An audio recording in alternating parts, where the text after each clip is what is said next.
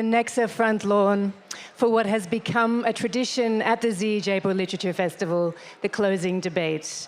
The subject for this year's debate is social media has divided society. And guests on the debate are John Lanchester, Niranjan Arroyo, Rana Ayyub, Marcus Sotoy, Faye D'Souza, Siddharth Vardarajan, Makaran Paranjape, and Mihir Sharma. The debate will be moderated by Sonia Singh. We'll go into the debate shortly. Just a couple of things to do first. I would dearly love to hear a really, really big round of applause for all the volunteers who have worked relentlessly, cheerfully, courteously, and have been such a joy to be with. Thank you so, so much. And particularly to Prasidi, Rohin, Vritika, Harshita, and Sachin here at the Nexa front lawn. Also to my colleague Pritish, who has been doing announcements here on the stage. And also to the tech team, who have been stellar at every moment. Thank you so much. And now I'd like to invite, to say a few words, Preeta Singh, President, Teamwork Arts.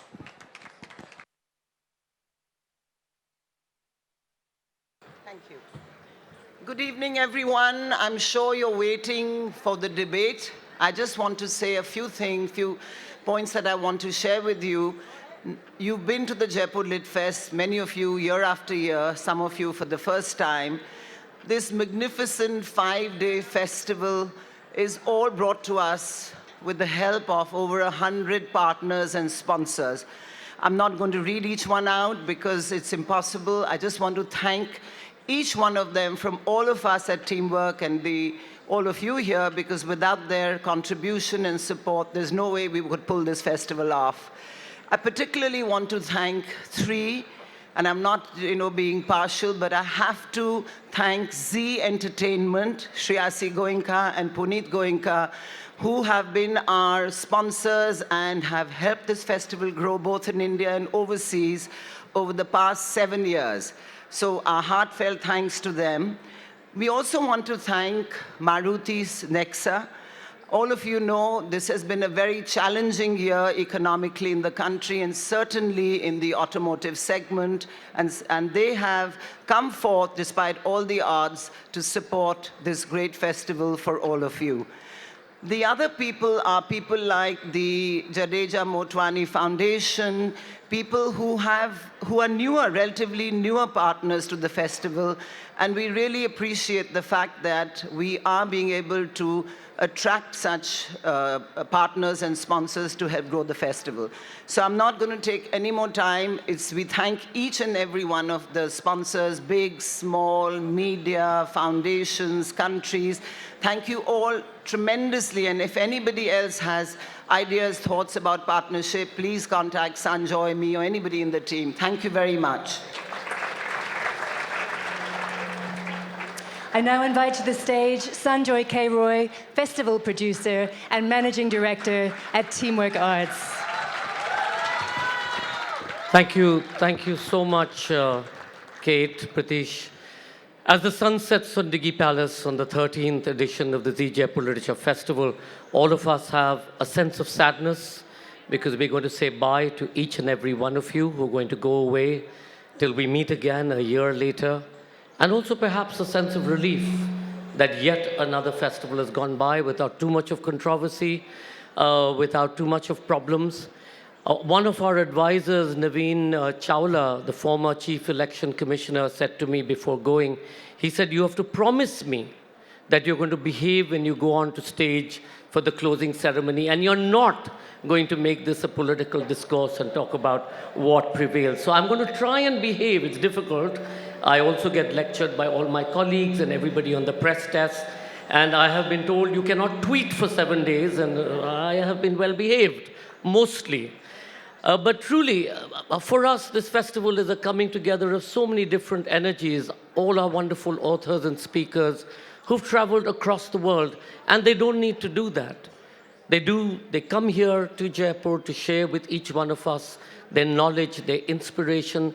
They give us a sense of the future. And where else but here would you get that incredible, invaluable joy and wealth of knowledge that you do. So a big round of applause to all our wonderful speakers from across the world.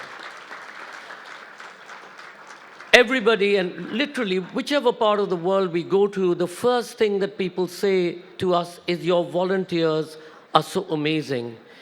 They train, they come here for a week before the festival. They're chosen every year. We do submissions. We get submissions from across the world. I think 1,700 till September of every year. My colleagues sort of interview them, and finally we have 400 volunteers who get trained by Punita and Giraj and the Yuva Ekta Foundation, etc. And they are our ambassadors, and they're the people who you work with and see. So a big round of applause to all of them. To this venue, which has been our sole force, our very anchor. Diggy, in many ways, as I said in the opening, we've been told that Diggy is not big enough anymore to hold or to contain all of you. But the hearts of the Diggy family, Jyotika and Ram Pratap and Shakti and the boys, their hearts have always overflowed with love, and each year, irrespective of how many troubles that come their way, how many people come into this venue, they've opened their hearts and their homes to us. This is their home. So to them, a big debt of gratitude. And as I have said that, yes, we don't know what the year holds in store for us. Perhaps we'll be back next year. Perhaps we won't in this particular venue. But wherever we are, wherever we go, we will go with that energy that this venue has brought to bear on the festival. And our appeal to each one of you is, when you go away with the experience that you've had, remember, it was made special because it's here. Every stone, every archway, every jali, every store, every person who you've met in their home has been precious.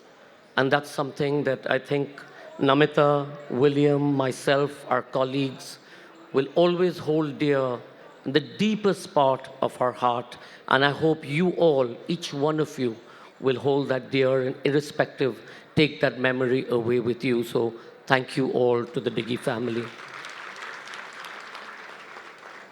To the Chief Minister of Rajasthan, to the Deputy Chief Minister, the Ministry of Home Affairs, the Government of India, to the Ministry of External Affairs, the Government of India, to the Minister of Tourism, the Government of Rajasthan, the Minister of Energy, Art and Culture, Dr. B.D. Kala, Dr. D.B. Gupta, the Chief Secretary of the Government of Rajasthan, Shreya Guha, the Commissioner and Principal Secretary, Rajasthan Tourism, Dr. Bhanwar Lal, Director, Department of Tourism, Department of Archaeology and Museum, the Administration of Government of Rajasthan, the Vice Chancellor of the University.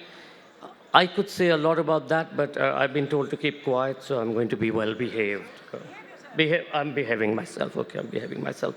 To the colleges, Maharani and Maharaja College, to Dr. Jayashree Periwal, to Kanchali, to Royal Treasures, to the Rajasthan Police who've been guarding us and keeping us safe every day. Give them a big round of applause. I don't know whether any of them are here, but truly, I think give them a really loud, so they hear you. Rajasthan Police ke liye, aap sab ke liye, aap hi ho. Thank you so much, Rajasthan Police, for everything. Really treasure you.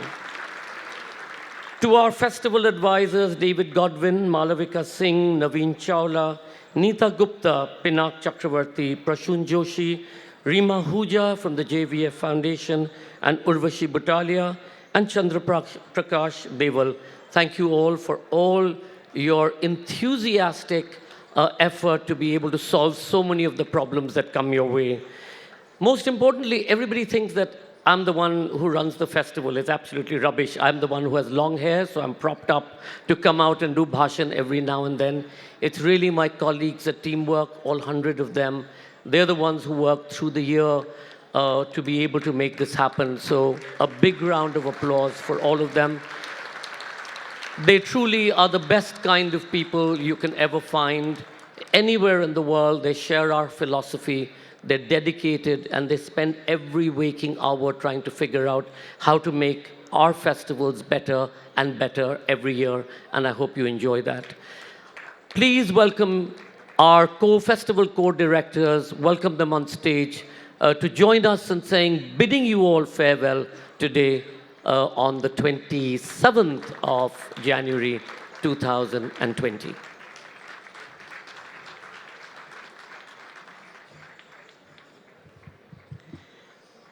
भाइयों और बहनों, साहित्य प्रेमियों, आज एक मीठा दुख होता है, हर साल होता है, जैसे कि कोई विदाई ले रहे हों अपने घर से.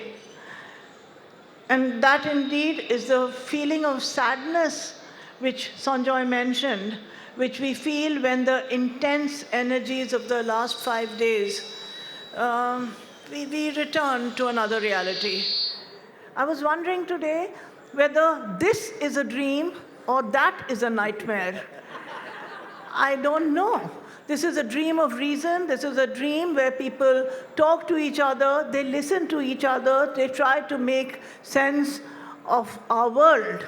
That seems another space altogether. India, the world, our planet, where everybody seems to be cannibalizing everything. So we hope this is reality. That is a dream which will wake into a more evolved dream soon. And I don't have much more to say to you. Sanjoy has said it all. William will say a few more words. But like you, I love this festival with my heart and my soul and my stomach and my guts. And it is my liver we won't talk about. But हाँ, लिगर, क्योंकि हिंदी में, उर्दू में तो जिगर में होता है ना, तो मेरी जिगर में तो ये फेस्टिवल बसा ही हुआ है. Yes, with my liver. And for me, this festival is an act of faith. It's an act of belief in something, I don't know what. It's not about my belief. It's an act of belief about all your beliefs, about our collective beliefs. Though these collective beliefs may collide with each other, but about respecting them all, interrogating them all, making some sense of it all, and enjoying the nonsense of it all. That's all I have to say. Thank you. Alvida, till we meet again. Thank you.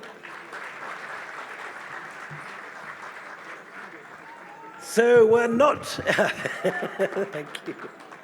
So we're not entirely sure where we'll be next year. We very much hope we'll be back here. But what I can say is some of our provisional acceptances for next year. Finally, we hope to bring Neil Gaiman after 2. We have provisional acceptances from Peter Morgan, who wrote The Crown, Karen Armstrong, Dormant McCulloch, the wonderful Edmund de Waal, Lawrence Wright, Hermione Lee, Stacey Schiff, Akala, Ian Rankin, Andrew Marr, Amin Malouf, Robert Harris, George Sanders, Stacey Sheaf, Katie Kay, Leila Limani, John Micklethwaite, Claire Wright, Marza Mengiste, Simon Winchester, Rory Stewart, Julia Lovell, and Robert McFarlane. So next year it's going to be bigger and better than ever. So welcome us back. Thank you.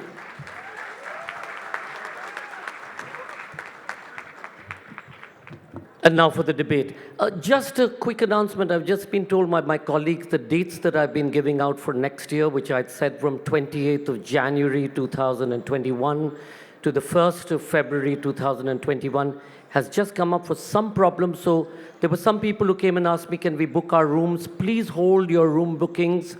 We'll let you know. It'll be up on our website in a week from now as to the final date. So please hold on that.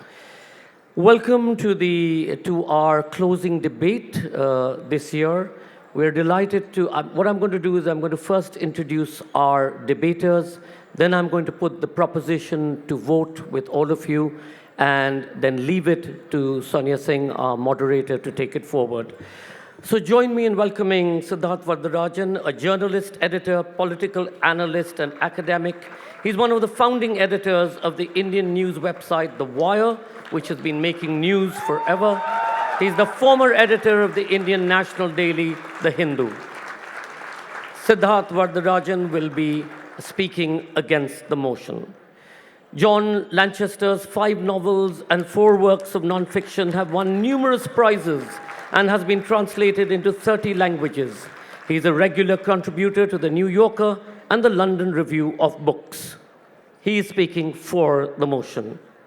Rana Ayyub is a prominent Indian investigative journalist and the global opinions writer at the Washington Post.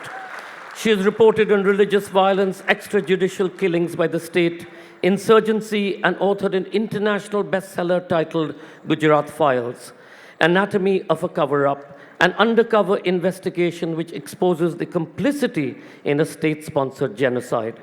In a career spanning 14 years, Ayyub has been awarded the Sanskriti Award for Integrity and Excellence in Journalism from the President of India.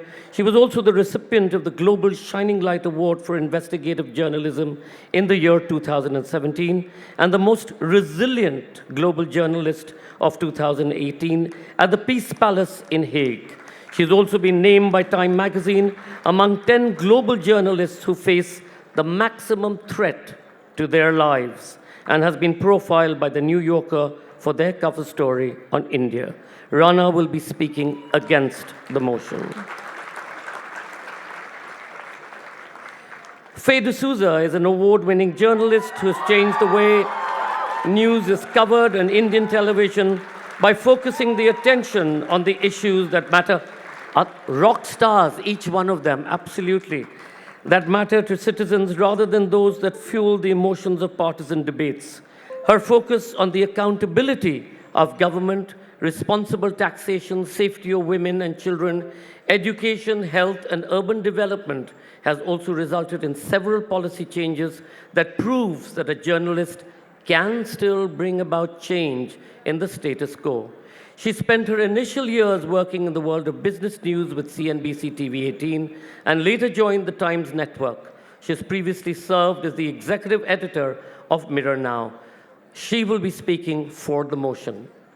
Marcus de Sautoy, who many of you may have heard in the session on artificial intelligence, is the Simoini Professor for the Public Understanding of Sciences and Professor of Mathematics at the University of Oxford. He is the author of 6 books, including the recent The Creativity Code, which you all must buy, even if there's the last copy in the bookstore.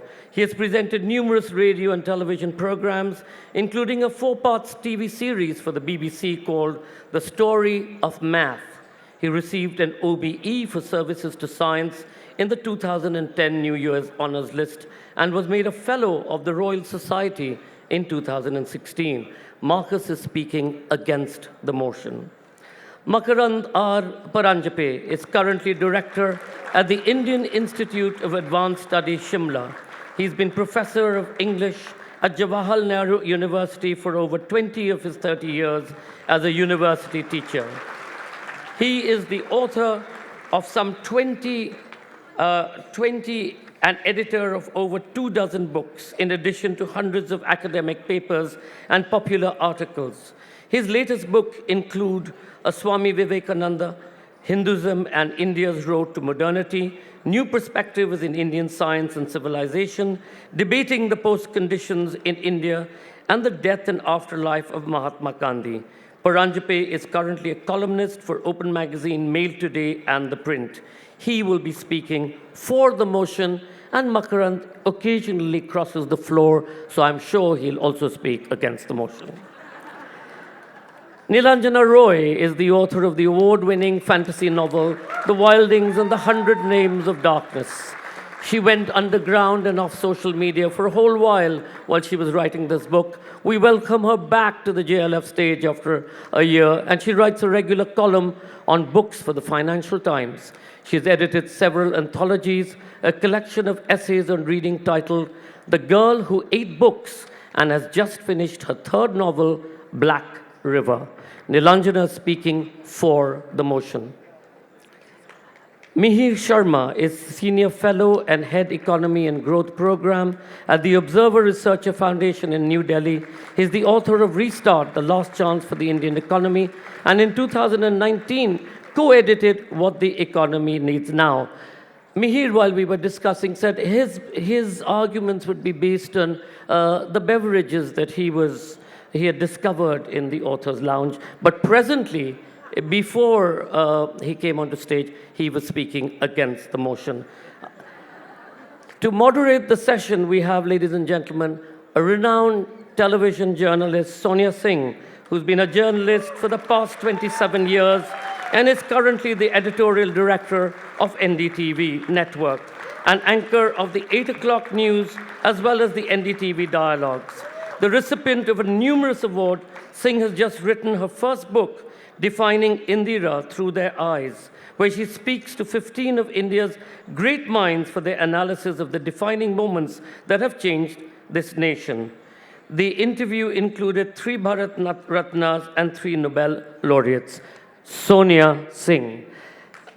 Sonia, may I suggest that you actually sit, if everybody moves in, and you sit in the middle. Can I ask my colleagues to give me the format? Can I have...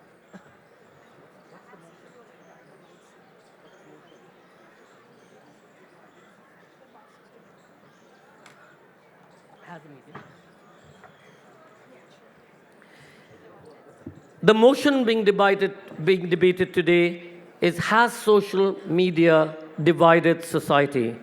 The format that we'll be following is thanks to our friends at Intelligence Square, who first had suggested that we do a closing debate, and ever since then we've done this debate at the Jaipur Literature Festival.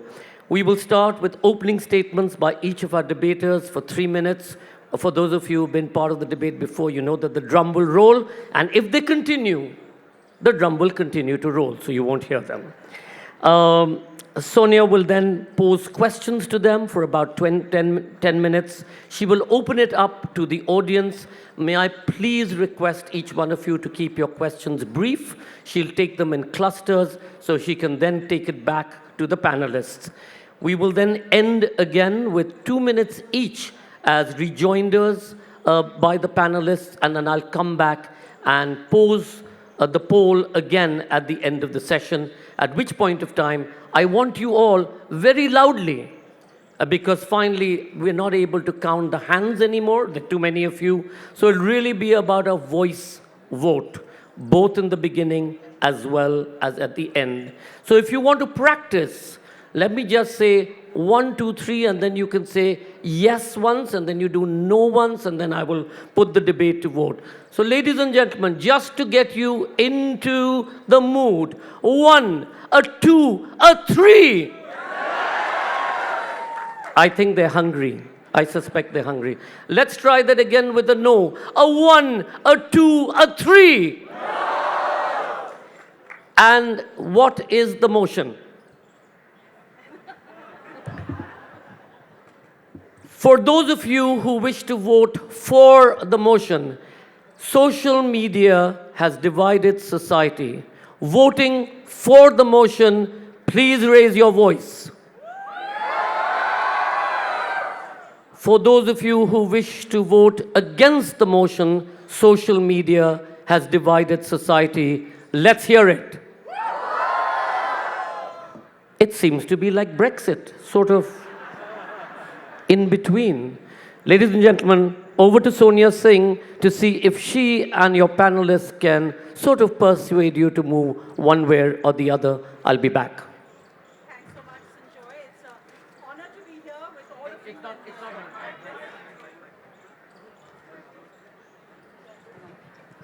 Can you hear me now? Great.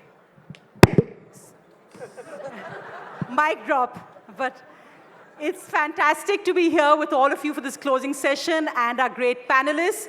So we hope that many of you will cross the floor, change your mind. Most of all, I hope this closing session will make all of you think, throw all preconceived notions out of the window.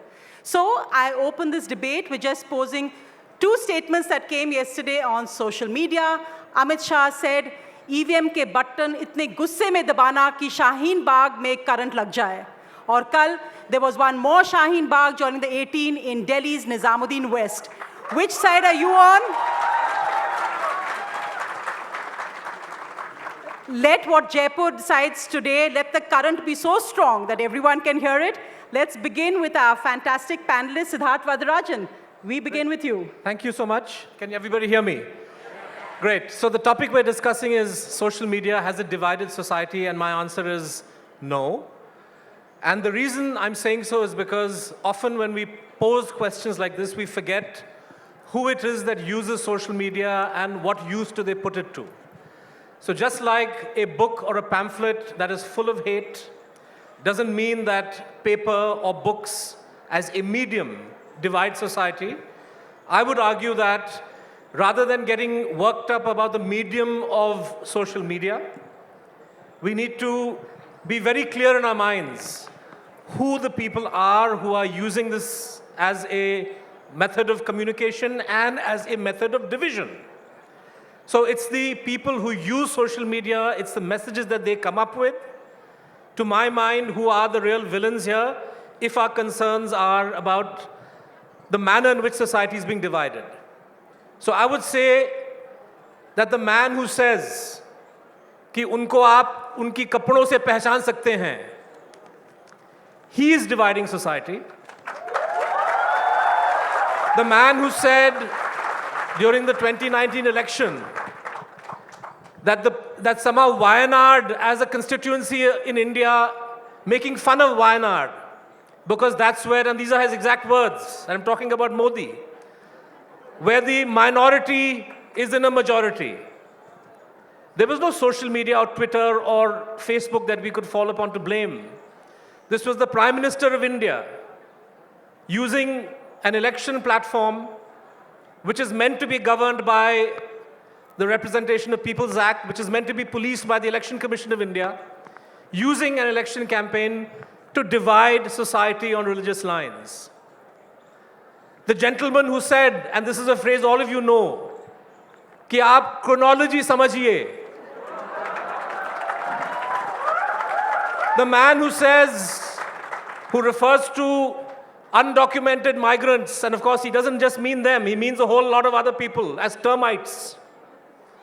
I think he's the one who's dividing society. He may use social media, he may use a microphone, he may use email, he may use a friendly interview by a friendly anchor, but don't lose sight of the fact that he is the guy dividing society. So, since my time is up, and I have a whole list of villains who are dividing society, I won't bother to name them all, but they include anchors, they include TV channels, they include all kinds of people. It's their message that's the problem. You should use social media to fight them. At The Wire, we use social media to fight them, and I think everybody on this panel also uses social media in a creative, constructive manner, and I would urge all of you to do so. Recognize the harm that irresponsible use can do, but there you have it. Thank you.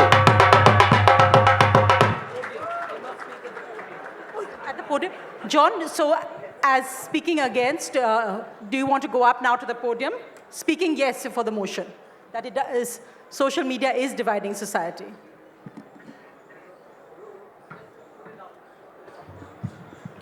Okay, can you hear me? Okay. Thank you. I'd like you to do something for me. I'd like you to pay particular attention to the precise wording of the question. Social media has divided society. This doesn't mean that social media creates social division. That's obviously ridiculous. Social divisions are as old as society itself. It doesn't mean that social media is the first technology to have been used by demagogues and propagandists. That's obviously ridiculous as well. But it is nonetheless true that social media gives a new megaphone to the forces in society that want to widen the gaps between us. Until late 2017, Facebook had a targeted advertising category called Jew Hater. If that wasn't precise enough for you, it had other categories called Jews Should Be Burned and Why Jews Have Ruined Human History. Now, the thing about those ad categories, Jew hater, isn't that social media created anti-Semitism. It isn't that social media is the only way of spreading anti-Semitism. See, anti-Semites have always been able to use new technology. It's that it gives those people a new power to deliver those messages straight to us, straight to the individuals who are already known to be susceptible. And in that sense, it's precisely unlike older technologies such as books and pamphlets.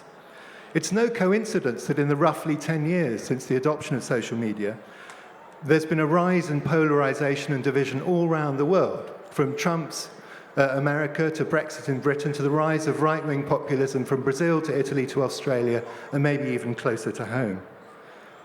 Social media has destroyed journalism in the role of a gatekeeper of information and truth and replaced it with a new mechanism for instantaneous viral transmission of messages designed to generate maximum emotional impact to you, because it knows what you care about. Old forms of media are broadcast. They spread your message to everyone, including to people who have no interest in it. Just think how many messages and ads and signals you personally have walked past today. Social media isn't like that. It's narrowcast, it's targeted, and it's designed to exploit, and it knows about your specific interest and your specific vulnerabilities. There's actually an area of study in the field of propaganda called cognitive vulnerability assessments. It means they assess the areas that people really care about and target them and use them as triggers. And of course, the oldest and most effective triggers of all are fear and hate. That's why, from the point of view of people who are trying to exploit our weaknesses, who are trying to divide us, who want to target Jew haters, social media is the best thing that has ever happened. For the rest of human society, not so much. Thank you. Now someone who's seen the worst of social media but is still here to argue against the motion, Rana Ayyub. Come on, Rana.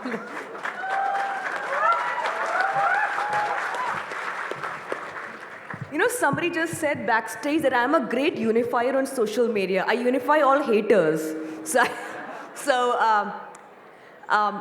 I can speak from personal example. When I was 9 and rioters came into my house in Bombay during the Bombay riots and divided my family and divided the society, there was no social media.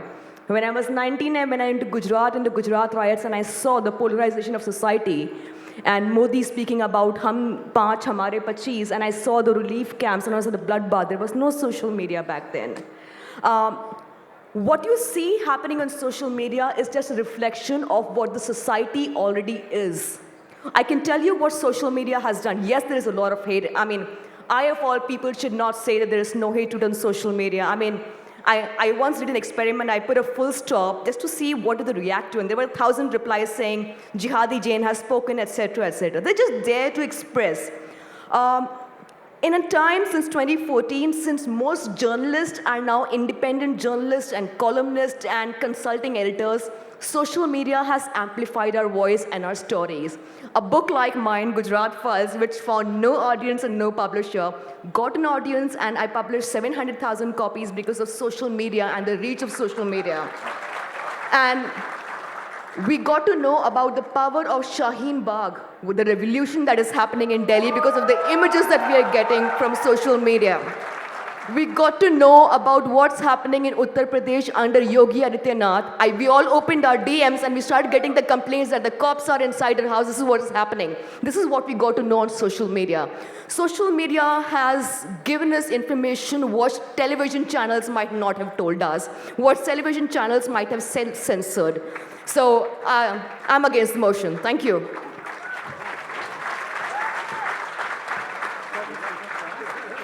And that is something you'll never find in social media. You won't have independent journalists forced out because of their views. Faye D'Souza, I think the right cue to call you on now.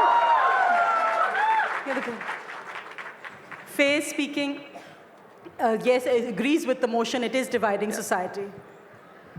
Well, I'll start with a quick quote. Open quote. There are some laborers doing construction work near my house. I think they are all Bangladeshi. They have strange eating habits. They are all eating poha. End quote. Well, good evening to the House. I'm speaking for the motion. Social media does, in fact, divide us. I have 3 arguments to place before you. First of all, somebody once said social media has put the crazy voices in our head on speakerphone, and now everybody can hear them. Comments like this about poha would have stayed outside the gate were it not for social media to pick it up and amplify. What social media has also done is taken away the nuance of our opinions. The Pew Research Center conducted a survey in America and found that most of those surveyed now have far more extreme opinions, binary, bipartisan opinions than they did 10 years ago, and the only difference was smartphones in their hands. We can no longer support the right wing while disagreeing with the CAA. We can no longer be liberal while thinking Rahul Gandhi is not good enough.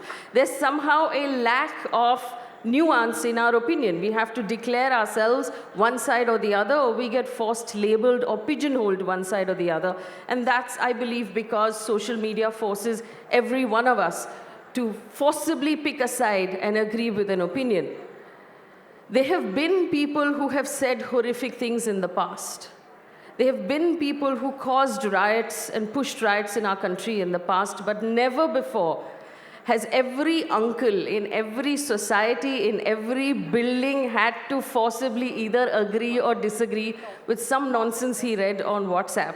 And I believe on some level that has to do with social media.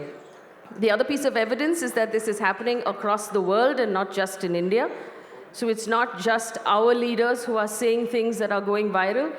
There is an infrastructure in place, media cells that can buy virality, that can buy trends, a social media infrastructure within Twitter, within Facebook, that allows for fake news to be pushed, targeted at you to change your mind and to make you believe something. This is different from a book or a piece of paper, because a book or a piece of paper wouldn't fly straight to you to make you hate someone. Social media has an infrastructure that allows that. The fact that you can make something viral, that from the highest offices of our state, things get said about us versus them, eating poha, wearing clothes, eating something, and then everybody has to either agree or disagree, means that social media is dividing us. Thank you. Thanks, Faye. The infrastructure of social media, the artificial intelligence, the algorithms, who better to talk on that than Marcus the Sautoy, who will be speaking against the motion.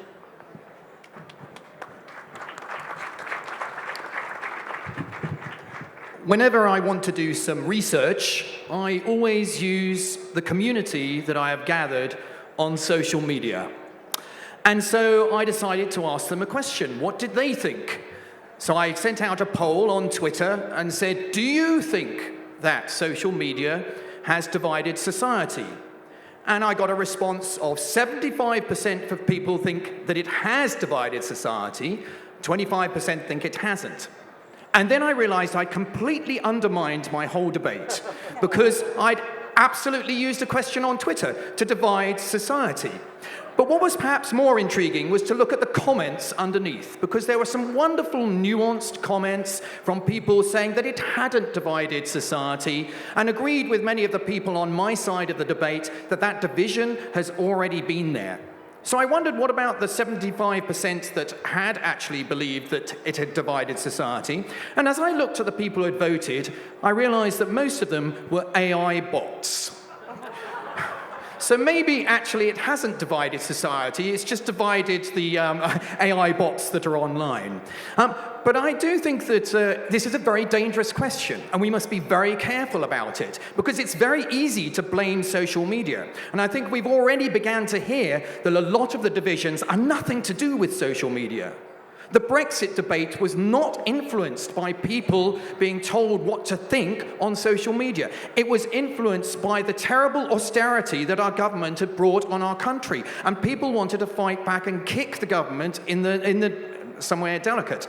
And they did. So I think that this is certainly an amplification of social media, of ideas that are out there, but I do not think that it is actually the divisions caused by social media.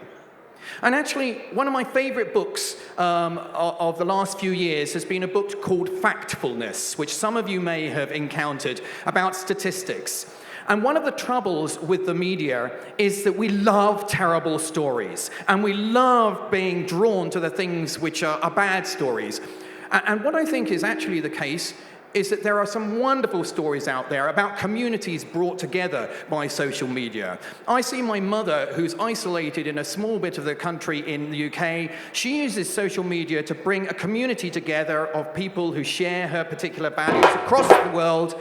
And so for me, I think that we need to celebrate the amazing power that social media has to connect communities across the world and actually bring community and society together.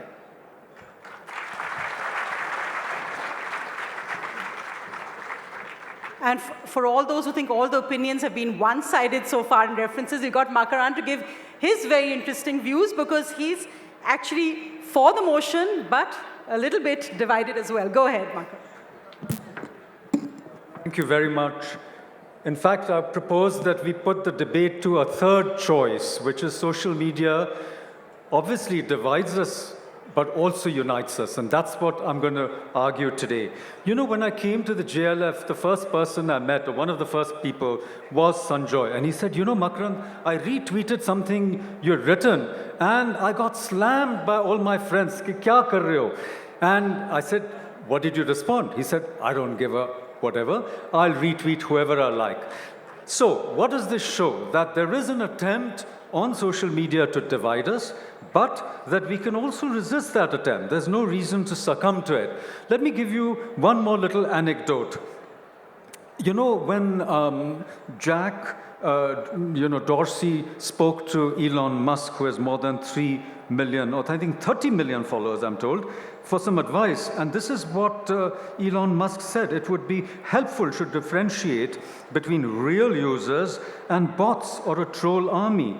Now, this is exactly what the previous speaker also spoke about, that if you think that social media is dividing you, then it's the bots or the computer programs that are being divided, not necessarily people. But here's where I come to my so-called thesis statement. As a teacher, I keep telling my students, what is your thesis statement? What is it that you want to talk about? What's the gist of your paper? And the gist of what I'm trying to say is very clear, that social media does divide us according to our convictions. What it unites us is in terms of our addictions. Now, what does that mean? Social media actually does something to your brain. It gives you a dopamine rush. This has been well studied and documented, and you get addicted to it. The first thing you want to do when you get up in the morning is to check your Twitter account or your Facebook and to find out what people are thinking about what you said or what you didn't say. And I think we are all united in becoming addicts. So what's really, really important is to avoid or be critically aware of the fake intimacy that social media affords, and yet, at the same time, gives you the protection of real anonymity, so that the worst in you can surface in social media behind the screen of a fake name or a alias or a avatar. And I've seen people's terrible inner tendencies, their hatred, their anger, and, in fact, even their murderous intent surfacing in social media. So I think it's very important to be united in resisting those addictive tendencies and to humanize these interactions that we can have on social media. And in the end, I want to say that social media can also be a great unifier if you have people who agree with you or people who disagree with you. So both sides.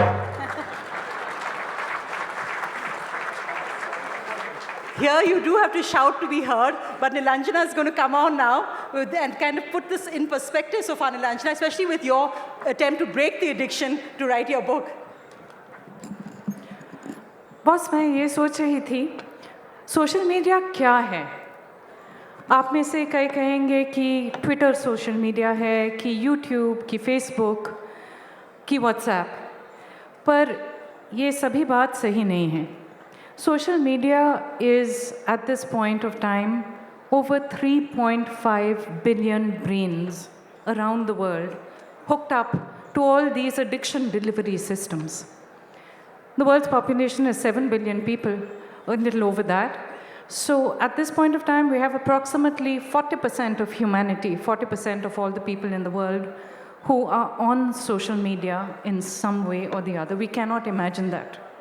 We have thousands of people out here listening, and we are not yet as closely connected as we are on social media, because social media takes up the thing that is most important to us, time.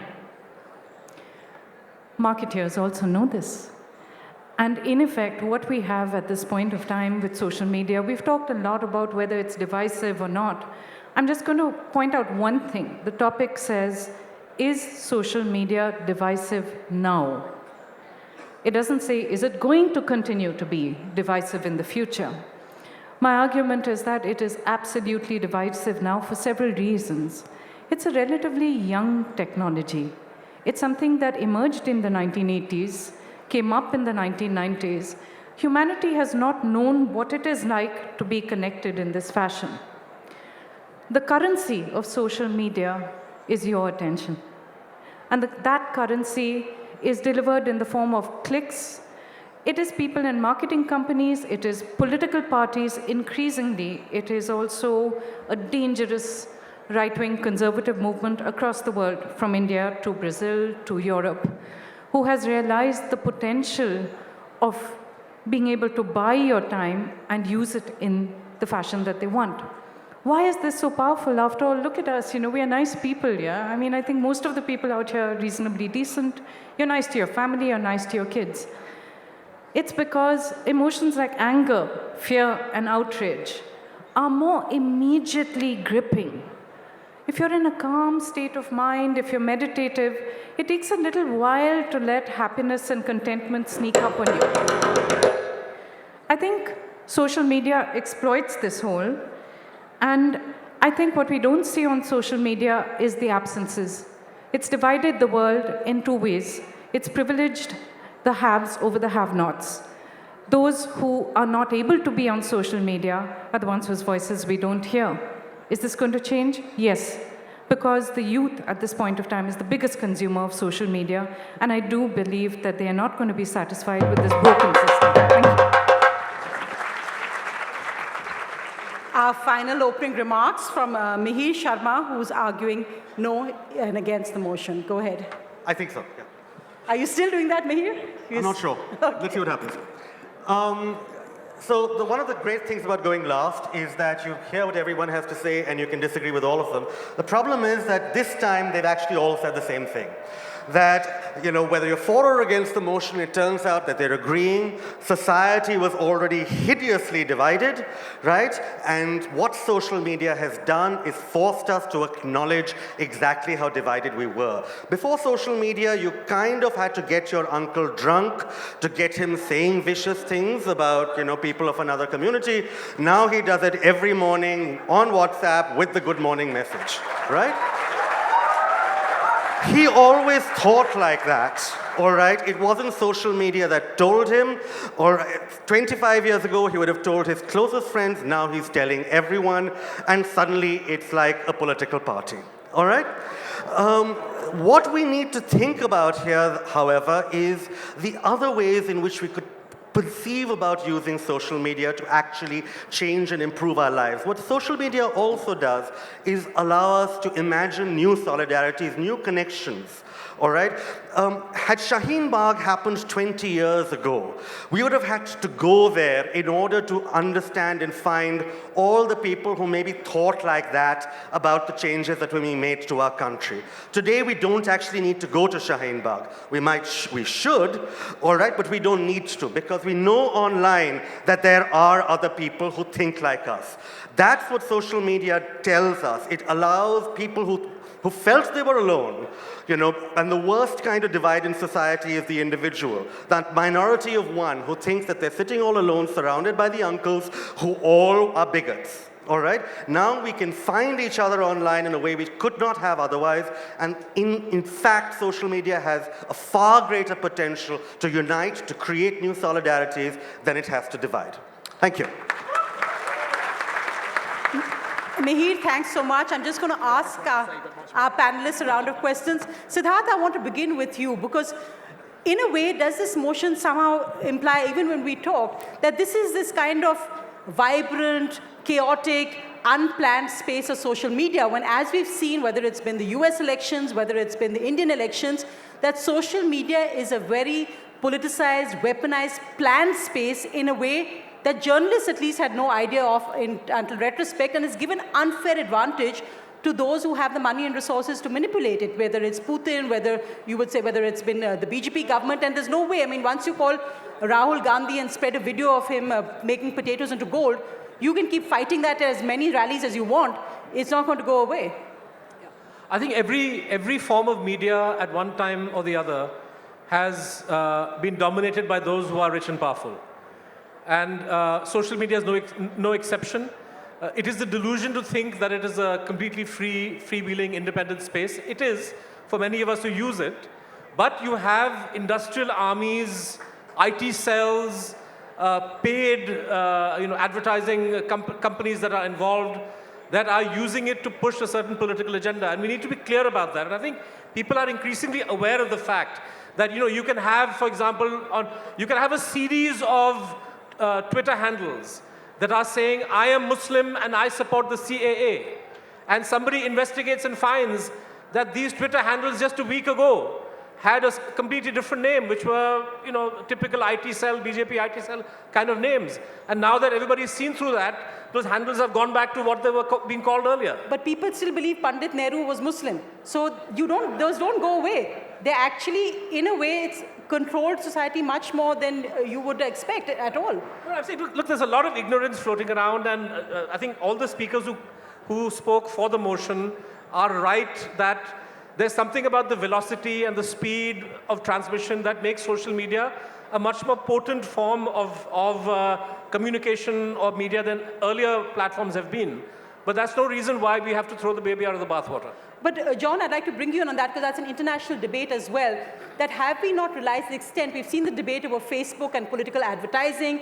How much do we want the big corporations? I mean, they're even bigger now than, say, the KGB was at one time. The big corporations deciding who should be a government in power. And this may be, looking at it a bit alarmist now, but it's not far away. Have we realized the implications of that when we're looking at social media? Your books, in a sense, look at the wall, in fact, looked at those aspects of this kind of situation. I think that's right, and I think that your previous question was right on point as well. I think we haven't caught up. There's a gap between what's actually happening and our understanding of it. And I think the monopoly power of the big corporations is an immense problem because their interests are not necessarily aligned with our interests. If you take something like Facebook's news feed is designed to maximize engagement, the amount of time you spend on it. The stories that make you spend most time on it are the ones that get the biggest emotional impact, and the ones that get the biggest emotional impact are things that make you frightened or angry. That's not in the general interest of society. It's not necessarily in the general interest aligned with what your friends and family are mostly posting on Facebook, but it's the way the algorithm is tweaked to snag and catch your attention. So there's a definite issue about the monopoly power of those big corporations and where their interests really lie. And the monopoly power of who turns on and off the tap. And in fact, I just wanted to bring in Rana on that because, again, as a journalist covering, I could say that if social media existed, I think both the 1984 riots and the 2002 riots, casualties would have been much, much less. It was because information was blocked and controlled by a government that we saw this continue for days in both Delhi in 1984 and Gujarat in 2002. Do you think that's one aspect of social media we've not looked at enough of saving lives and how large-scale riots, for instance, what happened in JNU and Jamia, ended in a matter of hours because people were able to put out videos? Yeah, but it ended in a matter of hours because social media was there to Yes. tell us what was happening. Exactly. It ended in a matter of hours because, people from inside JNU who did not have access to anything could tweet to us saying, we need safety and we need people, we need volunteers to come over. And that's when media people followed up with that. The revolution we always used to speak about it, the revolution will be televised. The revolution is now being social networkized. The Inqilab Zindabad that you hear is on social media, which is why you see Narendra Modi on the India Today cover holding his head. I mean, I'm talking about a city like Bombay, okay? A city like Bombay, you can never get more than 50 people at a protest, especially at Azad Maidan. And the anti-CA protests saw more than 2 lakh people. How were they coming in? People were posting Instagram stories. People were posting about, these encouraging videos from Gaya, from Nagpur, from Sholapur. And they said, if they can do it, why can't we do it? If the less privileged can come out on the streets, why can't we do it? Social media has played the role of this amplifier. What we are seeing today, whether it is JNU, whether the universities, what's happening, what happened in Jamia, social media has played a significant role because, let's face it, social media is here only for 15 years, and we're talking about that social media tries to push a pro-government agenda. Times of India has been there for 30 years. It's just been doing the same work, right? Every day. And I just want to, at this point, I think it's very important what the Supreme Court just said. The freedom of expression, our constitutional fundamental right to freedom of expression applies to the internet as well. So the government shutting down internet, what happened in Kashmir, is unconstitutional. And shutting it down anywhere in India, whether it is in West Bengal by a DM or by a police chief saying that we suspect that there'll be law and order problem, is absolute crap. So we need to stand up and say that that is our freedom of expression, however we express it. And I want to bring in Faye and Rana also perhaps on this, that both of you, as women journalists, have faced the worst kind of social abuse. In fact, I just saw a recent CNN study which said that Indian women politicians in the 3 months in the run-up to elections faced up to 10,000 abusive tweets a day. Now, Rana, you faced the worst kind of pornographic abuse. Faye, you faced it as well. Rana, quickly perhaps on your experience, do you ever think that social media is going to kill me, or just that this is something I need to get off? And Faye, then you, go ahead. Get off social media? That this is something which is actually destroying my life, or I can't take it anymore. So when it happened, when they did a pornographic video, when they morphed my image on a porn video and distributed all over the country, I had an anxiety attack. We moved to a hospital for 2 days, and I couldn't breathe. I did not eat for 2 days because every tweet, every response to every tweet was a screenshot of that porn video saying, how much do you offer your services for? They doxed me, which means my number and my address were on social media. So I would get messages on my WhatsApp saying, are you still offering your services? It was horrible, but I knew why it happened. It's because they could not silence me. They were only doing it because they wanted to silence me. And if I left social media, I am not going to give this pleasure to the Indian government that they have managed to silence me. So I'll be there, I'll be thriving. I've got a thick skin, but I'm fine. Faye?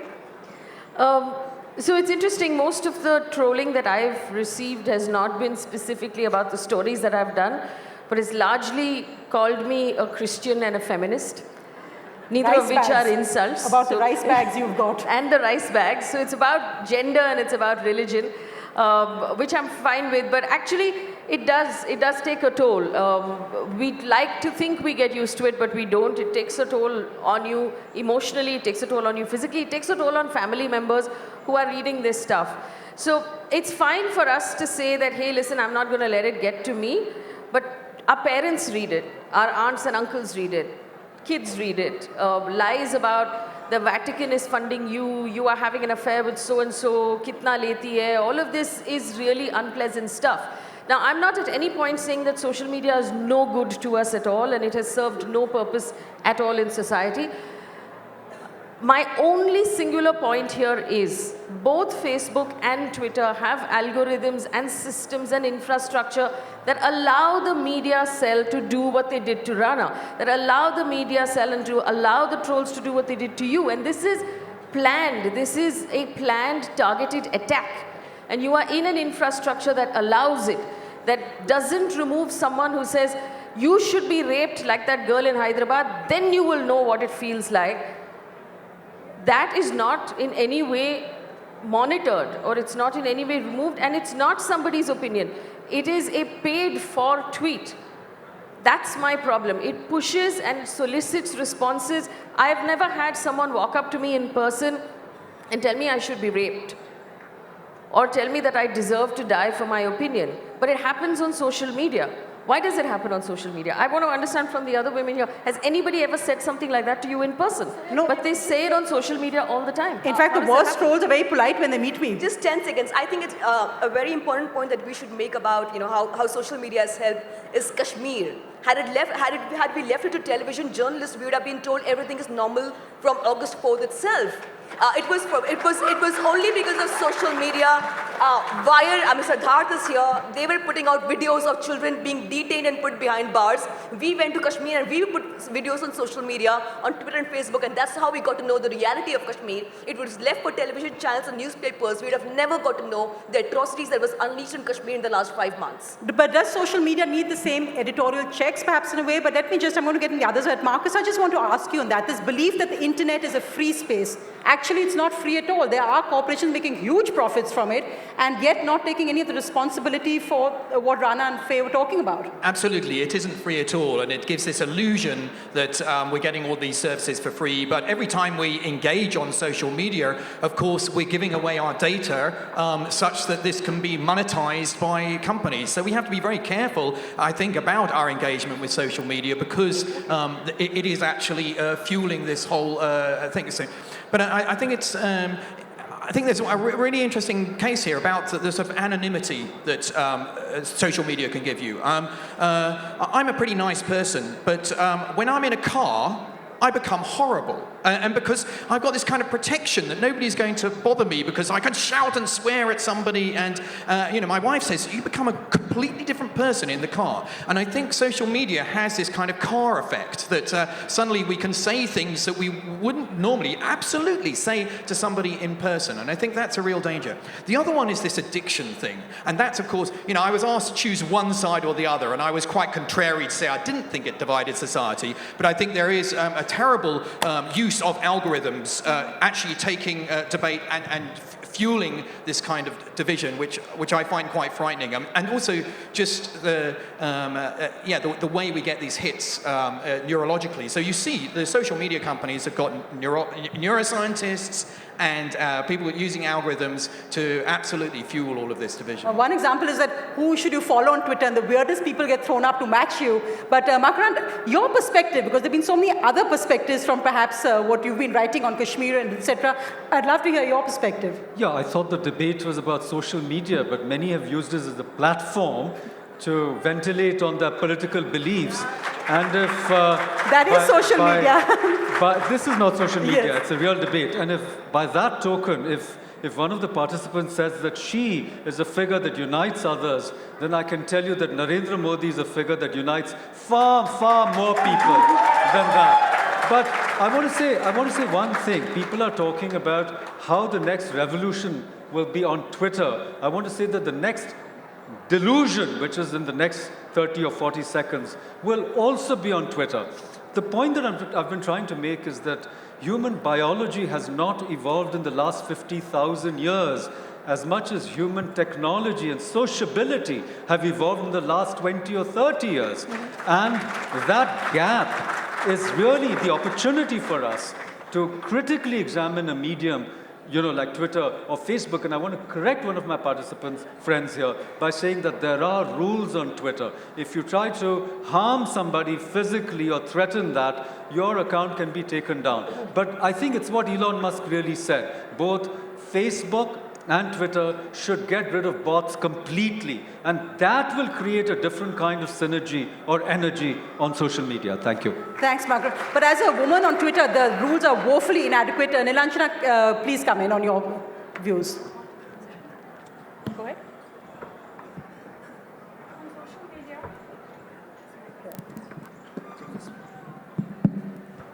Social media at this point, we're drowning in a sea of lies, of fake news, and of the kind of abuse that so many people have just had to get used to. You've had to grow a thicker skin rather than ask people to be civilized. There's just two quick points I want to make about the medium. One is that nobody doubts its potential. It has a tremendous potential for good.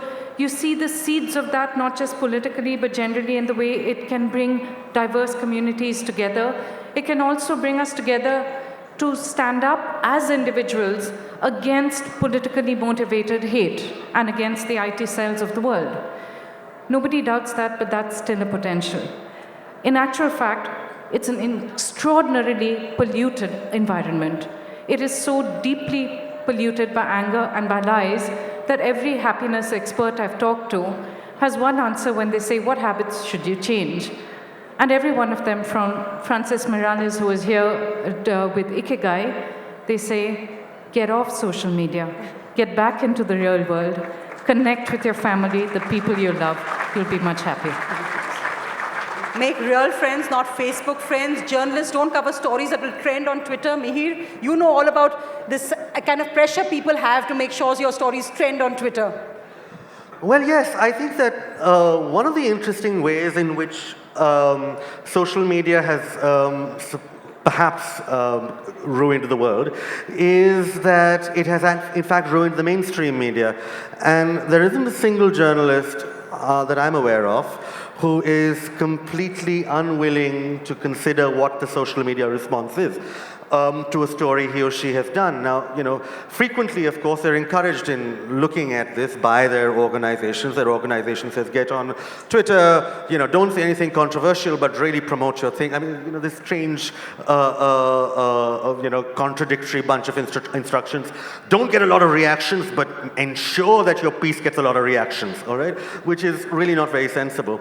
And but the fact is that pretty much everyone, when in the journalistic profession, when exposed to social media, will say, okay, the stories that I remember doing quite well were the ones that pissed somebody off or said something, you know, that is maybe, you know, a little problematic or a little extreme, not the ones that I was proudest of.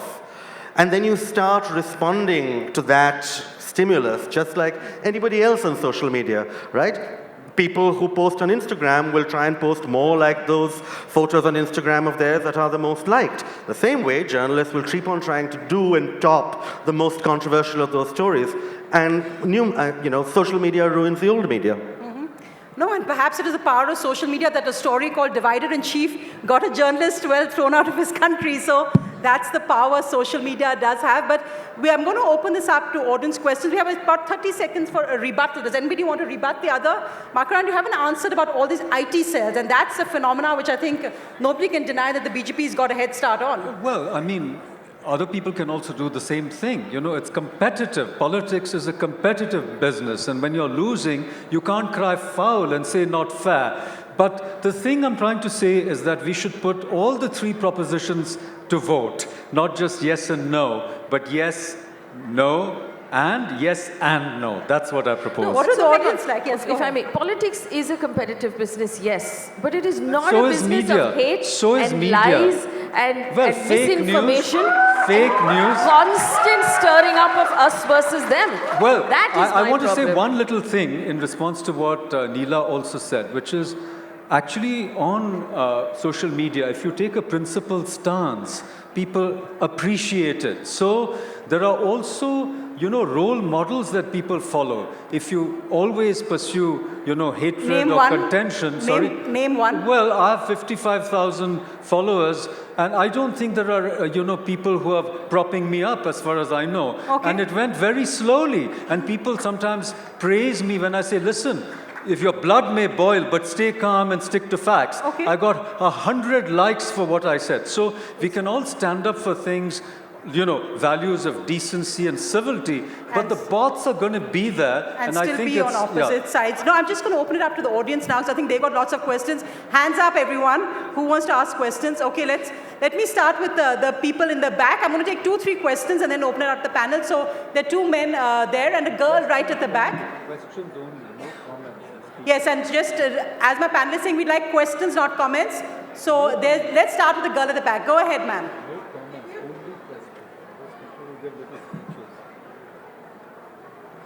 I think Faye mentioned something that sounded a bit like coerced consent.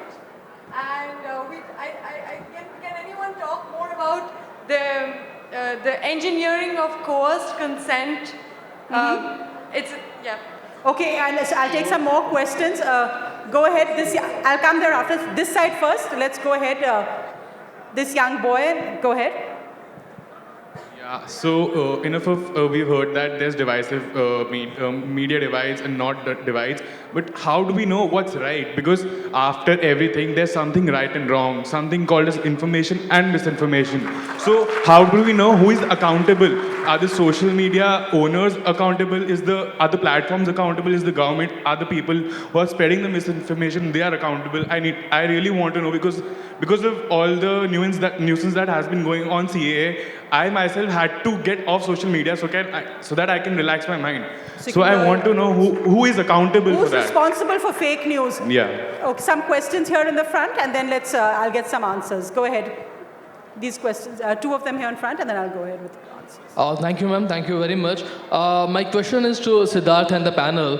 So, wrong is wrong, whoever is doing it. I maybe disagree and I maybe agree, but must respect. Big supporter and the blue tick celebrity from the Bollywood, Mr. Anurag Kashyap has tweeted in the latest afternoon, in the day. It's more than 9,000 RTs and the 31,000 likes. It's about to the Home Minister. Maybe disagree, but it includes Darpok, Neech, Gunda, Paltu, and the Janwar. Who is dividing the society, sir? Okay, good point. Okay, last question with you. Go ahead. My question is to Mark from Oxford University, which you just mentioned about factfulness.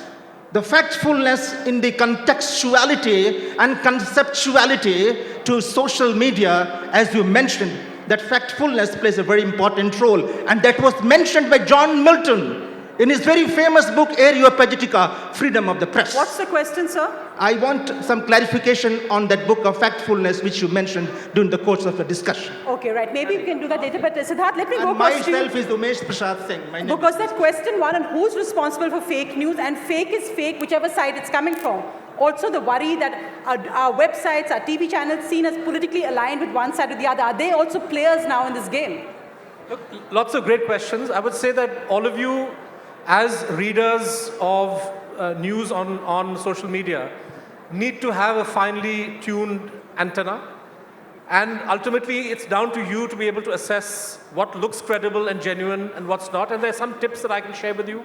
Is information that is circulated, does it have any kind of sourcing? What kind of sourcing is this? So there are ways of doing this.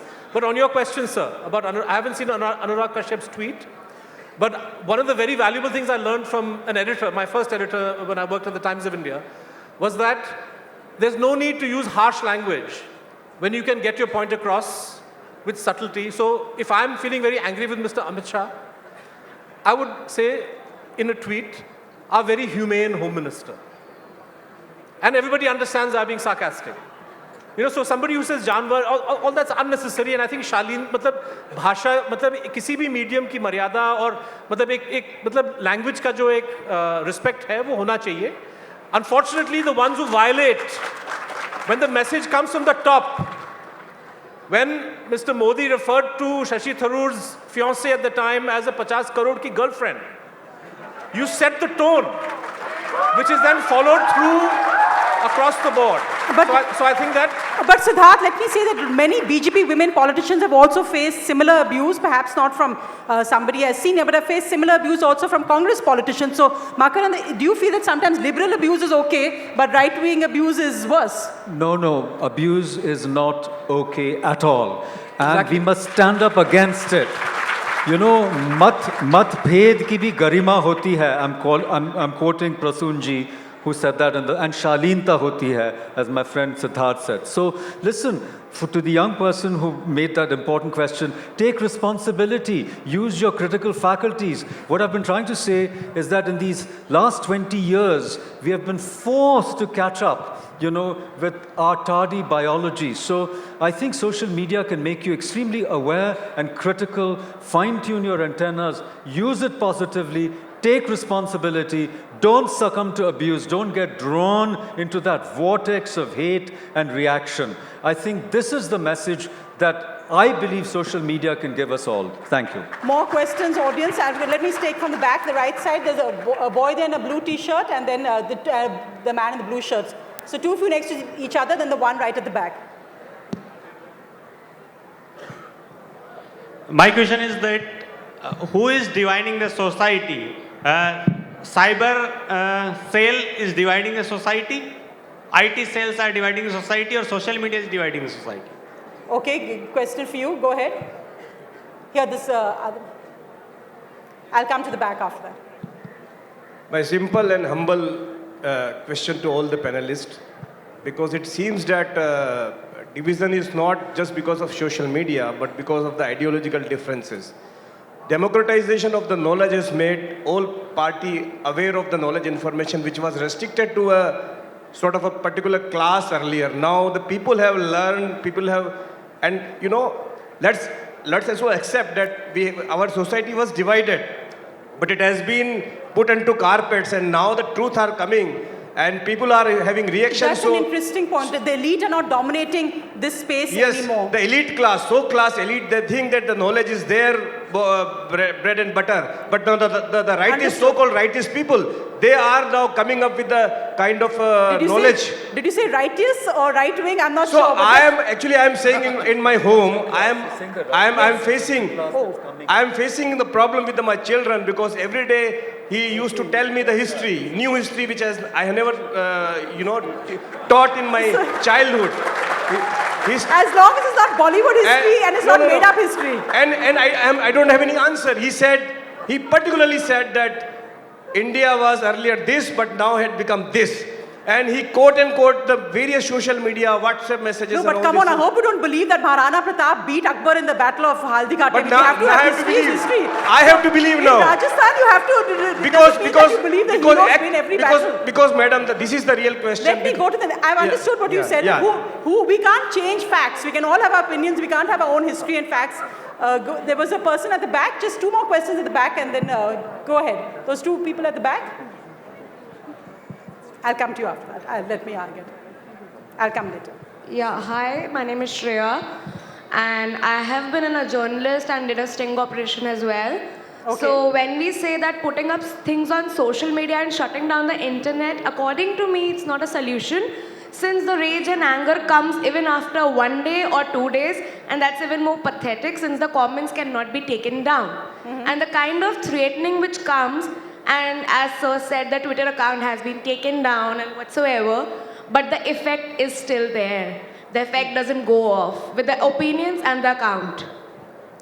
Right. Go ahead. And I just want to again divide this conversation to, I don't think anyone's suggesting that social media should be shut down or in any way the internet should be taken away. There is one singular problem with this, and that, in my opinion, is the labeling. I just want to ask you this. We've always had politics. We've always had divisive politics. We've always had media. We've always had television. We've had print. What has changed in the last 10 years, not just in India, but across the world? Why are we so angry all the time? And it's about... and I want to respond to what Rana said.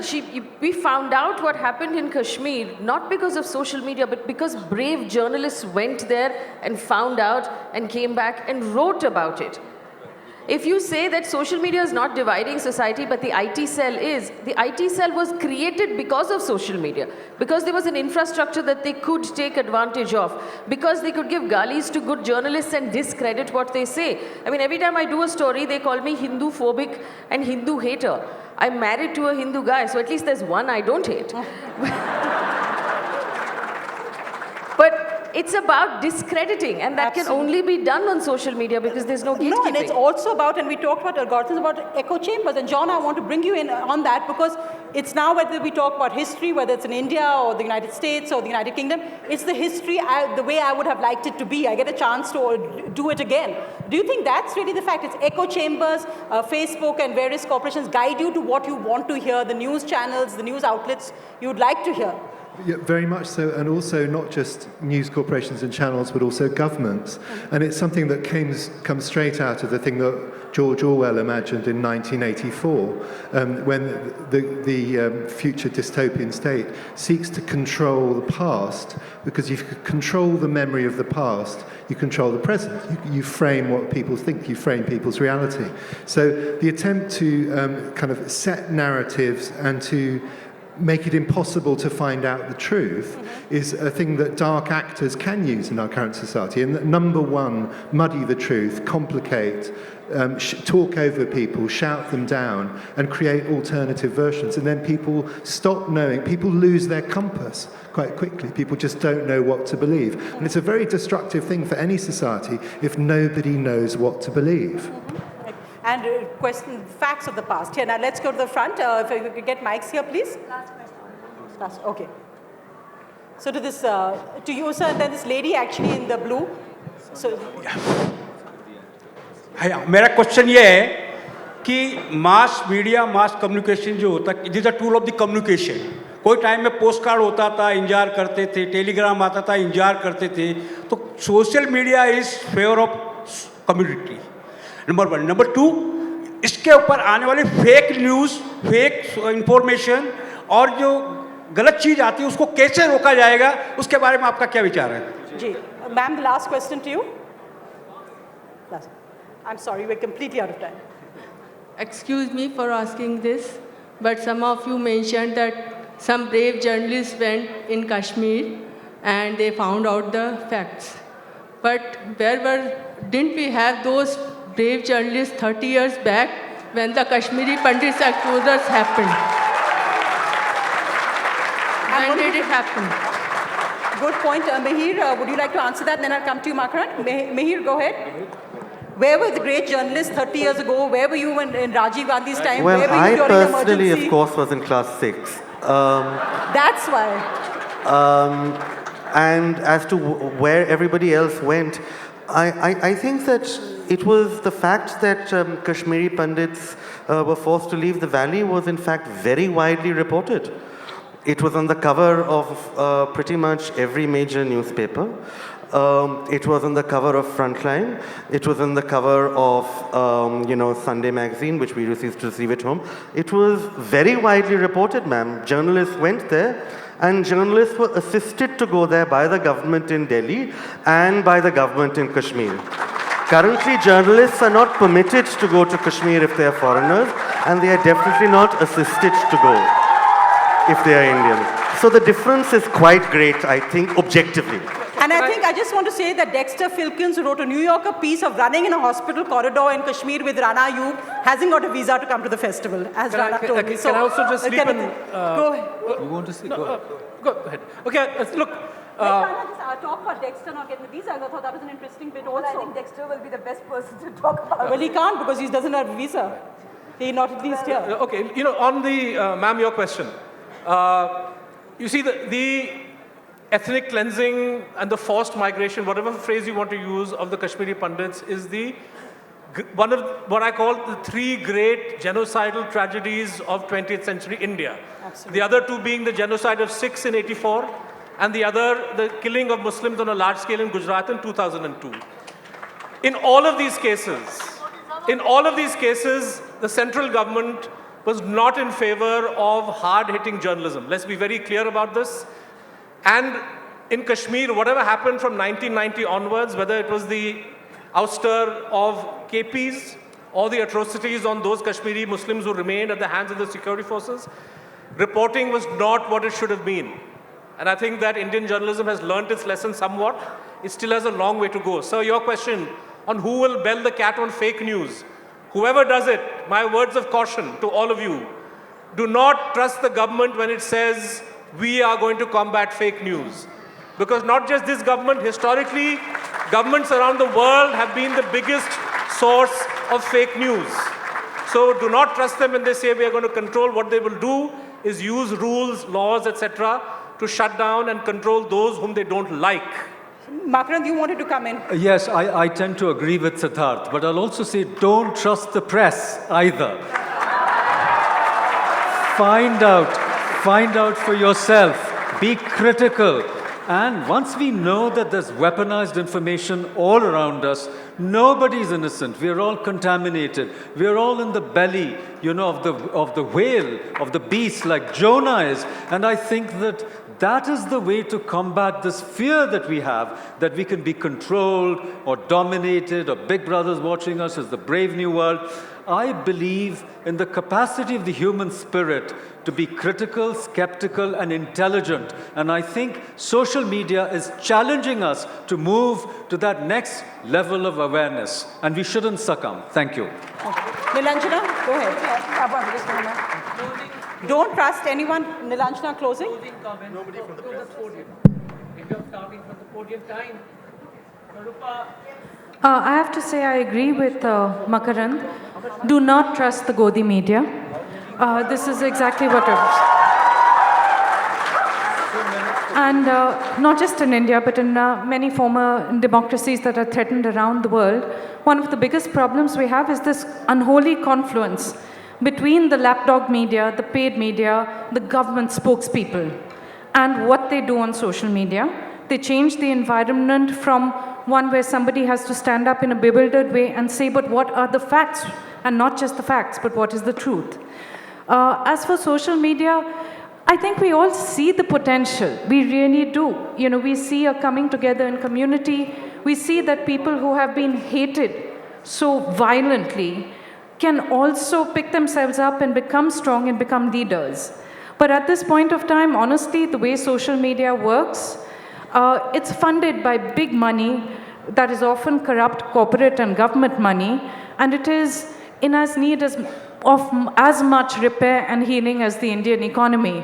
I'm never sure which one is going to tank first, though I do have a lot of hope for the future, only because social media, unlike the Indian economy, is ultimately made up of all of us. And I see here that there is an actual revulsion building against what it has been turned into, and a deep question emerging about how can we be better? How can we be better on this unreal world, which has actually turned into the real world, and which has, as we all know, real-world consequences. What happens on social media can sometimes set off a lynching, and it can sometimes set off 1,000 Shaheen Bags. Thank you. Mihir, I'll go from this side. Okay, so I think two things have emerged from this, right? Somebody asked, who do we hold accountable for fake news? And I think the answer that came from a lot of people on the panel was, each one of us is individually accountable. The people who, if you forward something without thinking about it just because you feel it's right, then you are as responsible as anybody else for fake news, right? If something comes to you, question it. Start by saying, does this seem right? How do I know this is right? But also remember, okay, just because you are questioning everything is not equally questionable, all right? Something that comes to you, if you say, okay, it is from XYZ place, it has gone through ABC fact-checking process, I know that these people are reliable, even if it doesn't seem right to me, it may be right, okay? Part of what you must question in the age of social media is yourself, your own instincts, and what you feel is right. Okay? A lot of what comes to you, you say, okay, this has got to be right, this is exactly what I've always thought, it's exactly what everyone else says around me, quick, forward. That's not what you should do. That's not what any of us should do, because the first things that we should question is ourselves and our own instincts. Thank you. Makarand, the democratization, changing of leads, throwing up that information to all. Thank you. I think that the importance of the topic... यहाँ से ठीक है? नहीं? Don't change Sanjoy's this thing. Yeah. Always obey my master, Sanjoy. In these matters, what I really want to say is that the importance of the topic is well illustrated by the fact that we are all listening intently to this problem. And while we are talking, I know that Sanjoy and his team have been tweeting away, you know, to create a buzz around this very event, which demonstrates the power of social media. But really, it's also about our own responsibility. Social media is not just a mirror to society, it's a mirror to ourselves. So when you see your own baser instincts, as it were, you know, the Mr. Hyde and not Dr. Jekyll coming out, and your anger, hatred, and paranoia, fear coming out, it's time to check, you know, what it is that you're doing on social media. If you feel that you're going way out of control and getting so addicted to it that day and night you're on your social media, it's time to put that phone off. So it's as much empowering and doing what you want to do as, like, you know, earlier said, TV is invasive, but you can always switch it off. And the last thing that I want to say is that there's fake news, we know. And this post-truth, we've heard about it. But there's also fact check on social media. Very quickly, you find out if something is fake, and there are people that are watchdogs of democracy showing you that some news is false, and it's a great educative medium. So once again, it both divides us and can unite us, and it's up to us what we make it to be. Thank you. Marcus, you introduced the term of internet rage. Let's hear your closing comments. When I mentioned the book Factfulness, I think the the drum went off and it completely freaked me out. This book starts with a set of 20 questions about your views about the world. And they're multiple choice, and when you make this multiple choice, you realize that you have a very pessimistic view of the world, and actually things are much better than they are. And I think that the trouble with social media is we just read all the very bad stories. And actually, if we did a statistical analysis of the things being talked about on social media, I think the majority of them are actually much more benign and positive. Of course, the stories we love reading, the things which give us our neurological hits, are the bad things. The one tweet that I sent out, which has had the most views, hundreds and thousands, was a cake I made. Nothing to do with politics, science, or at all. So I think there's actually a very positive side which we need to accentuate. We talked about facts, and AI is one of the evil sides of it, is that it can create extraordinary videos that make people look like they're saying things which they aren't. But the counter side of artificial intelligence is actually this is also a very good, powerful tool for picking up things which are false inside there. But I think the best people to pick out false news and fake news is all of us. One of the great technologies that we've created is something called blockchain, which relies on many people validating something. This seems to me the most powerful way that we can use social media for good, is that we all go out there and call out those things which are wrong and drown out the voices which are currently dividing society. Raise your voices, people. Faye, closing comments. You must be a really bad baker if your cake got rolled. So I'll be really quick. Again, I keep coming back to what has changed in the world in the last 10, 15 years. I remember distinctly what it felt like to read the news that Donald Trump had won the election in the US. After all of the things he had said about women and the racist comments he had made, the hateful comments he had made, the divisive comments he had made, he still won. And then after that, we saw Boris Johnson win. We saw it happen, Jair Bolsonaro in Brazil, in Philippines, and maybe to a great extent in India as well. People who say really divisive things, somehow it gets carried on social media, and that results in political gain. And we have to ask ourselves why that's happening at such a great scale across the world. So it's not something that's specifically happening in India. But I agree with what everybody else has said. At the end of the day, I do believe that the responsibility now lies with us, and not just about what we are willing to believe, but what we are willing to allow those around us to believe. So at some point, I think for the young people in the room, it is about, uncle, please sit and have a conversation about why this person believes what they believe, and maybe try and change their minds one individual at a time. But that may be the counter to everything we're facing right now. Absolutely, and I think one lesson perhaps that each of you go home today and follow 5 Twitter accounts of people you don't agree with, people you don't like, give them a chance, hear what they have to say as well. Siddharth? Hi, you've been a great audience, so I will leave you with 3 final thoughts. The first is what people have already said, which is that you have the power in your own hands. All of you are on social media, and you need to use it responsibly. And if you do so, it can be an enormous source for good. And I've seen many examples of this. All of you know those examples. When somebody tries to forcibly start a Twitter trend around some hate-related theme or campaign, people immediately fight back. So it is possible to change the way in which social media is used by powerful politicians and others. And I would urge all of you to do so and to think about how you can do that. Second, you need to be clear about media that you like. I think what Makaran says is correct, that you should not blindly trust. But once you read and understand and sample, and you come to a conclusion about what is good and healthy and trustworthy in media, you need to find ways to financially support it.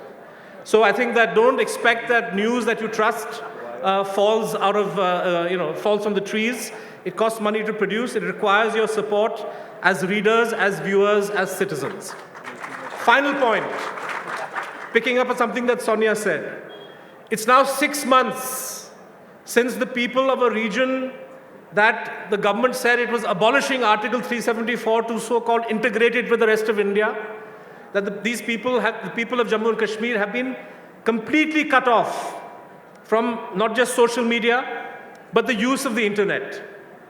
Here we can debate is it good, is it bad, divisive, not divisive, but spare a thought for the people of Jammu and Kashmir who struggle to even access basic email. And I think that, were it left to me, I would junk our motion of debate and say this House resolves to immediately end the internet blockade of the people of Jammu and Kashmir.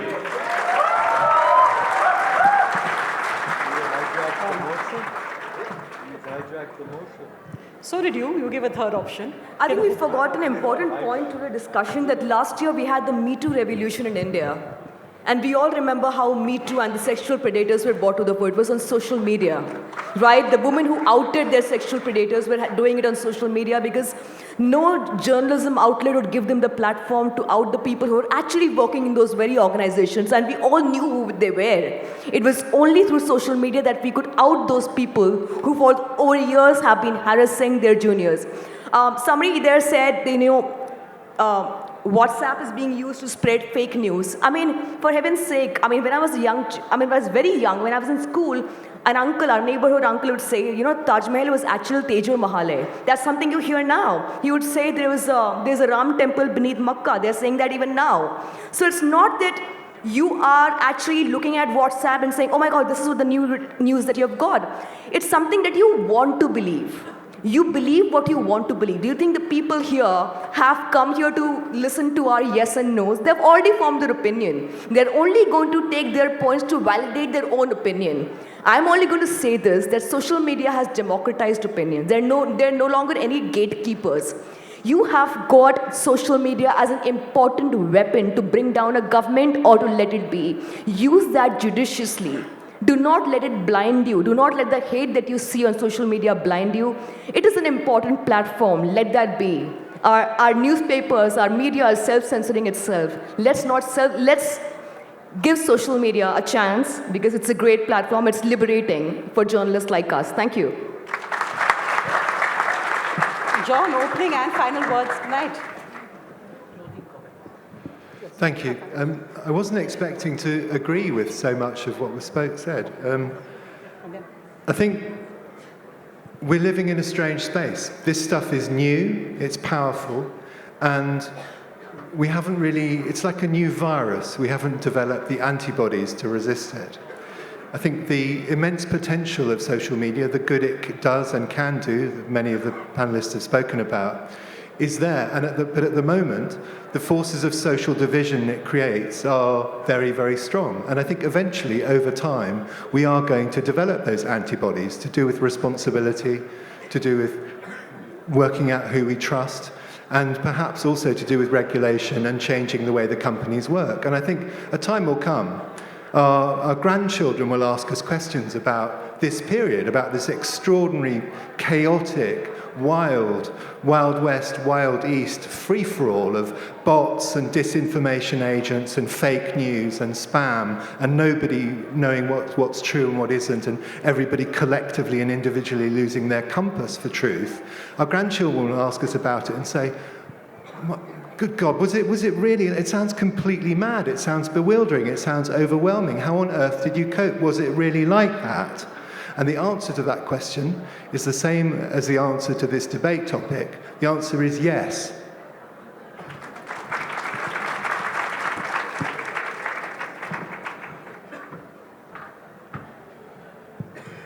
What a wonderful closing debate this has been. And I stand here today not just as the moderator, but I stand here like all of you as an Indian, guaranteed by the Indian Constitution, the document that thousands and thousands of school children are reading the preamble today as something mandatory in their schools.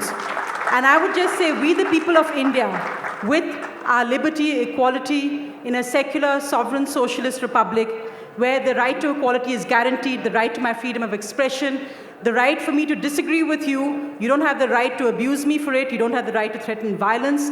Let us uphold that constitution even more today, whether it's in the name of Kashmir, whether it's the name of Shaheen Bagh, whether it's the name of Assam, Delhi, Mumbai, or Rajasthan. The Constitution of India is what gives our republic, our democracy, the greatness. Social media is now a part of this vibrant democracy. Let's use it for good. Let's not use it for evil. Thank you very much. And now we'll have the final vote. Sanjoy?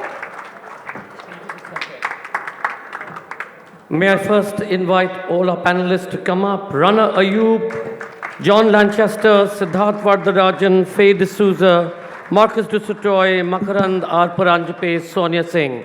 Ladies and gentlemen, remember, Sonia, this is something that you have to judge. I'm only going to get them to shout. So, those of you who feel that social media has divided society, I'll repeat that again. Those of you who feel that social media has divided society, say yes. Those of you who feel that social media has not divided society, say no. The no's have it, the no's have it, the no's have it. Social media has not divided society. Thank you very much. Well, then we'll have to go to the Kashmir proposition. I'm going to stay out of that one right now. Thank you all very much. Thank you, our wonderful panelists. Thank you. Kat, over to you to close it. Stay on for the wonderful music. Thank you, Sanjoy. Thank you to all who participated on the debate. That does bring us to the end, or almost the end, of the 2020 Z Jaipur Literature Festival in association with Nexa.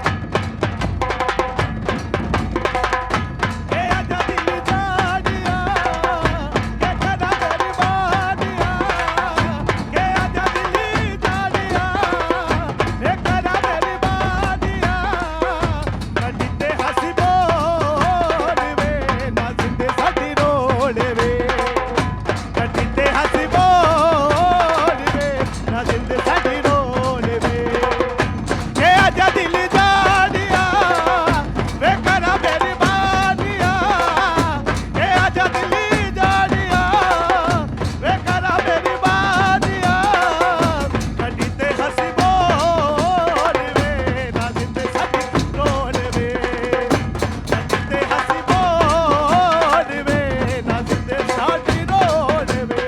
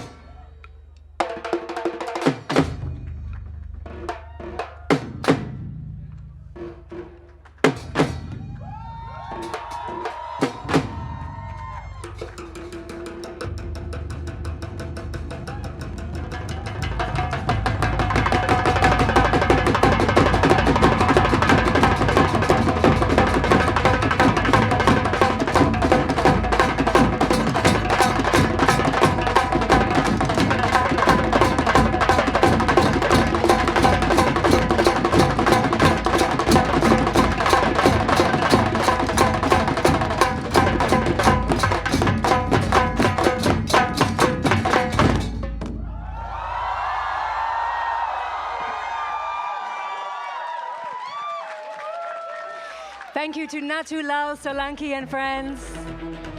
And that's, ladies and gentlemen, the Jaipur Literature Festival is actually, it's set a benchmark in terms of where Literature Fest ought to be. लोगों को लगता है कि यहाँ आना और इस तरह से एक ऑथर को सुनने के लिए बहुत लोग घंटों खड़े रहते हैं, तो इससे पता चलता है कि अभी भी नॉलेज का जो चाहत है वो अभी ख़त्म नहीं हुई है. The best thing which I like is that it's a festive mood, beautiful people. It is such an inspiring opportunity to be mentally stimulated and to feel hope, to be inspired, and to return to reading if you've left it. Sometimes in a bubble, you forget that there is still this huge world where people read books and love books and love authors. It's just been very inspirational. It was so exciting to be invited here as an author, and it's been absolutely mind-blowing. And perhaps I will go to starting to write another book inspired by the people I see out here. This is an enriching experience for which I wait all through the year.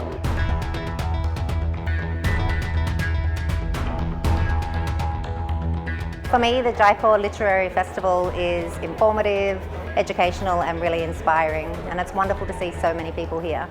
And to meet all those authors, so you read their books in isolation and you come here to JLF and you meet with them and you hear their stories behind the novels and you talk to them and they sign your books for you, and it's just a great community. I think it's a festival of ideas more than festival of literature. The buzz that you feel here of people from different caste, religion, creed and of ages, young children, youth, is absolutely amazing. We meet new authors, we books, and we get cultural exchange. When I come to the Jaipur Literature Festival, I feel like I've walked into a 3-star Michelin restaurant with absolutely no problem of bank balance. There's quality, there's quantity, and it's from all over the globe.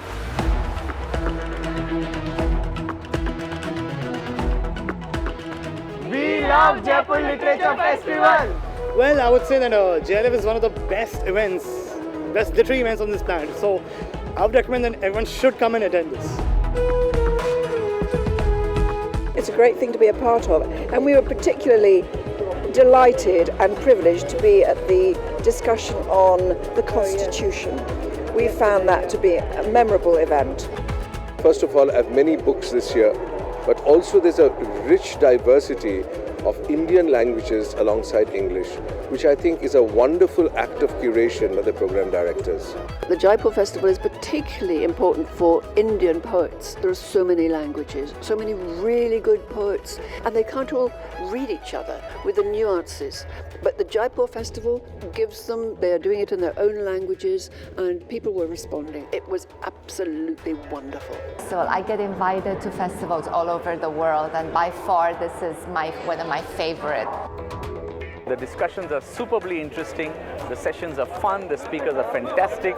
I had a chance to launch my book in front of 2,000 people. If you're anywhere in the world and you're interested in books or literature, Jaipur is the place to be. Our Vision 2020 unfolded seamlessly with the most provocative, with the most nuanced, with the most thoughtful sessions on every subject under our sun, and also at the cosmos and the universe beyond. Thank you to all our authors, speakers, performers, and guests who've traveled from across the world to come together here at Digi Palace at the Z Jaipur Literature Festival to celebrate ideas, thoughts, debate, and to discuss the many issues that are confronting us today, not just here in India, but across the world. We look forward to welcoming you all back in 2021, 28th of January to the 1st of February.